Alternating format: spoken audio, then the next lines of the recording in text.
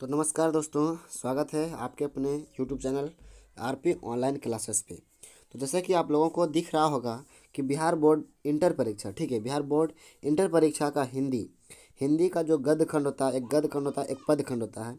तो गद्य खंड का चैप्टर नंबर 7, ठीक है, गद्य खंड का चैप्टर नंबर 7 ऑब्जेक्टिव क्वेश्चन लेके आ गए हैं, ठीक है। ऑब्जेक्टिव क्वेश्चन, इस चैप्टर का ऑब्जेक्टिव क्वेश्चन लेके आ गए हैं। तो चैप्टर नंबर 7 में है ओ सदा नीरा। क्या है? ओ सदा नीरा। इसके लेखक जो है जगदीश चंद्र माथुर। इसके लेखक कौन है? जगदीश चंद्र माथुर। इस चैप्टर में जितने भी ऑब्जेक्टिव क्वेश्चन कराए जाएंगे, वीवीआई क्वेश्चन कराए जाएंगे, ठीक है, वो बता देंगे हम कि कौन कौन सा क्वेश्चन इंपॉर्टेंट प्रश्न है, वो उसमें हम वीवीआई क्वेश्चन लगाते जाएंगे। इस चैप्टर का जो सारे के सारे ऑब्जेक्टिव क्वेश्चन आप याद कर लेते हैं तो 3 से 4 ऑब्जेक्टिव क्वेश्चन आपको एग्जाम में 100% पूछेगा, ठीक है। 100%, 100% पूछेगा 3 या 4 ऑब्जेक्टिव क्वेश्चन, ठीक है। चलिए इस चैप्टर का हम लोग स्टार्ट करेंगे। हाँ, अभी तक आप हमारे चैनल को सब्सक्राइब नहीं किए हैं तो चैनल को सबसे पहले सब्सक्राइब कर लीजिए, ठीक है।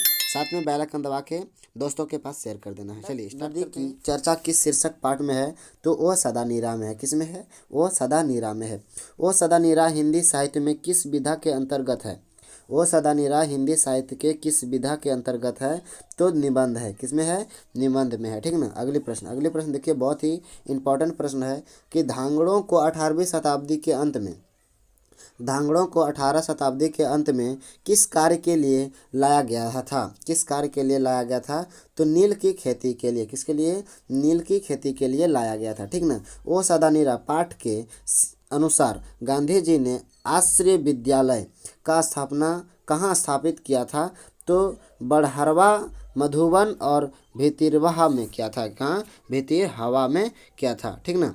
अगले प्रश्न देखिए, बहुत ही इंपॉर्टेंट प्रश्न है कि ओ सदा नीरा शीर्षक पाठ के अनुसार सन 1962 की बाढ़ का दृश्य जिन्होंने देखा है उन्हें रामचरितमानस में किसके क्रोध रूपी नदी की बाढ़ याद आई होगी? तो कैकेयी के। किसके? कैकेयी के क्रोध की रूपी नदी बाढ़ याद आ गई होगी, ठीक ना। ओ सदा नीरा शीर्षक पाठ किस विधा के अंतर्गत आता है? तो निबंध के अंतर्गत आता है। किसके अंतर्गत आता है? निबंध के अंतर्गत आता है, ठीक ना। देखिए दोस्तों, अगले प्रश्न बहुत ही इंपॉर्टेंट प्रश्न है कि ओ सदा नीरा क्या है? ओ सदा नीरा शीर्षक निबंध में वर्णित मान कैसा लगता है?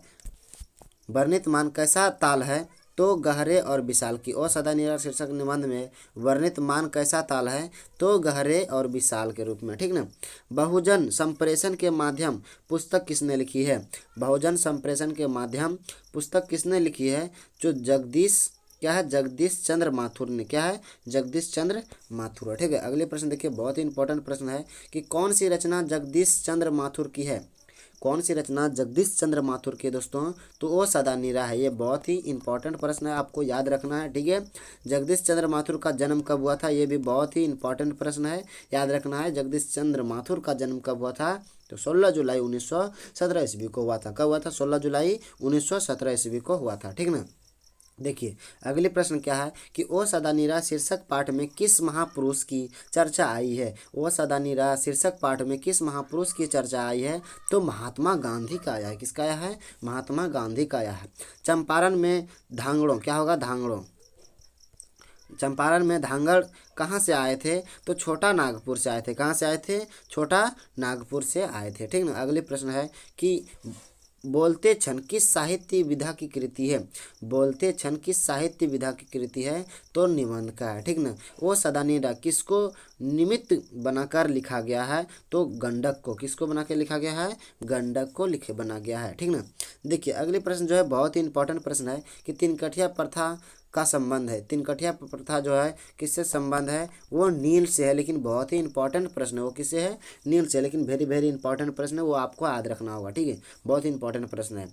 पंडई नदी, क्या है? पंडई नदी कहाँ तक जाती है? पंडई नदी कहाँ तक जाती है? तो भिखना थोड़ी तक जाती है। बहुत ही इंपॉर्टेंट प्रश्न है, इसको भी आप लोगों को याद रखना होगा, ठीक है। जितने भी प्रश्न को हम बोला जा रहे हैं दोस्तों कि इंपॉर्टेंट प्रश्न है, सारे के सारे प्रश्न बहुत ही इंपॉर्टेंट है, आपको ये एग्जाम में बहुत बार देखने के लिए मिल जाएगा, ठीक ना। क्या है? कर्नाट वंश के राजा हरीश सिंह को किसका मुकाबला करना पड़ा? कर्नाट वंश के राजा हरीश सिंह को किसका मुकाबला करना पड़ा?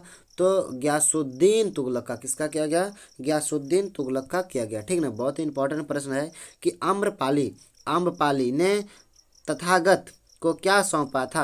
तो आम्रवन सौंपा था। क्या था सौंपा था? आम्रवन सौंपा था। बहुत ही इंपॉर्टेंट प्रश्न है, ये आपको बहुत बार एग्जाम में देखने के लिए मिल जाएगा। ठीक है, चलिए याद कर लेना जितने भी प्रश्न हम बोल रहे हैं दोस्तों कि बहुत ही इंपॉर्टेंट प्रश्न है, तो सही में बहुत ही इंपॉर्टेंट प्रश्न है। तो आपको जाके क्वेश्चन बैंक में देख लीजिएगा। ठीक है, जितने क्वेश्चन को हम वीवीआई क्वेश्चन लगा रहे हैं आप क्वेश्चन बैंक में चेक कर लीजिएगा। 2019, 18, 17, 16, 15, 20, 21, 22, 23 में जितने भी क्वेश्चन है सारे के सारे क्वेश्चन से मिलते जुलते क्वेश्चन है। ठीक है, बहुत ही इंपॉर्टेंट प्रश्न है कि ब्राज कहाँ बन रहा था? ब्राज कहाँ बन रहा था? तो भैंसा लोटन में बन रहा था। कहाँ पे बन रहा था? भैंसा लोटन में बन रहा था। जगदीश चंद्र माथुर को कौन सा अवार्ड मिला था? ये बहुत ही इंपॉर्टेंट प्रश्न। ठीक है, ये 2018 में पूछा हुआ प्रश्न है। 2018 में पूछा हुआ प्रश्न है कि जगदीश चंद्र माथुर को कौन सा अवार्ड मिला था दोस्तों? तो कालिदास अवार्ड मिला था। कौन सा अवार्ड मिला था? कालिदास अवार्ड मिला था। ठीक ना, देखिए अगली प्रश्न है कि कौन सी कृति माथुर जी की है? कौन सी कृति माथुर जी की है? तो भोर का तारा। क्या है? भोर की तारा है। ठीक ना, देखिए अगले प्रश्न में माथुर जी को किस सम्मान से सम्मानित किया गया था? माथुर जी को किस सम्मान से सम्मानित किया गया था? वो बहुत ही इंपॉर्टेंट प्रश्न है, याद कर लीजिएगा। वीवीआई क्वेश्चन है कि बिहार राजभाषा पुरस्कार से सम्मानित किया गया था। किसे? बिहार राजभाषा पुरस्कार से सम्मानित किया गया था। ठीक ना, देखिए अगली प्रश्न है कि गांधी जी चंपारण से कब आए थे? गांधी जी चंपारण में कब आए थे? तो अप्रैल 1917 में। ठीक है, अप्रैल 1917 में। ठीक है, तो देखिए इस चैप्टर में जितने भी ऑब्जेक्टिव क्वेश्चन को हम वीवीआई क्वेश्चन लगाए हैं बहुत ही इंपॉर्टेंट प्रश्न है। ठीक है, चलिए एक प्रश्न आप लोगों से, जगदीश चंद्र माथुर का मृत्यु कब हुआ था? वो आप लोगों को कमेंट बॉक्स में देना है। ठीक है, ये वीडियो कैसा लगा वो भी आप लोगों को कमेंट बॉक्स में बताना है। जितने भी क्वेश्चन कराए हैं बहुत ही इंपॉर्टेंट प्रश्न था मेरे दोस्तों। इसी प्रकार का वीडियो हम लेके आते रहेंगे आप लोगों के लिए। हाँ, कि अभी अभी हमारे चैनल को सब्सक्राइब कर लीजिए, साथ में बेल आइकन दबा दीजिए ताकि इसी प्रकार का वीडियो सबसे पहले आप तक पहुंचे। चैप्टर बाय चैप्टर याद करना है तो इस चैनल को सब्सक्राइब कर दीजिए, अपने दोस्तों के पास शेयर कर देना है। ठीक है, मिलेंगे अगले वीडियो में। जय हिंद, जय भारत।